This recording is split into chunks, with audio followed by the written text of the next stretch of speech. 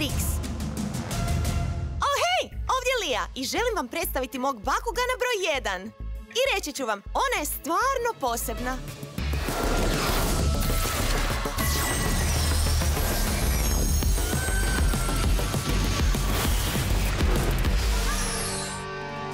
O, da! Nije li fantastična? Ime joj je Pegatrix. Ona je dijelom Pegas, što znači krilati konj, dijelom jednorog i na kraju Bakugan. Ne dajte se prevariti, Pegatrix je uvijek za akciju i borbu.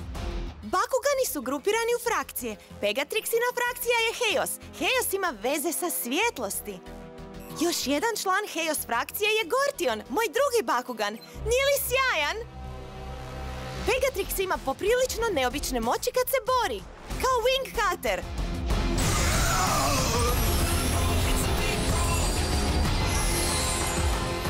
Ovo je jedna od Pegatrixinih karata. Zakon je! Ima B moć od 500 bodova, a procjenu štete 2. Nisu sve Pegatrixine moći u vezi napada. Ona ima moć poboljšati stvari. To je moć koja se zove Revitalize. Drago mi je što sam vam ispričala sve o Pegatrix. Ali sad moram juriti. Vidimo se!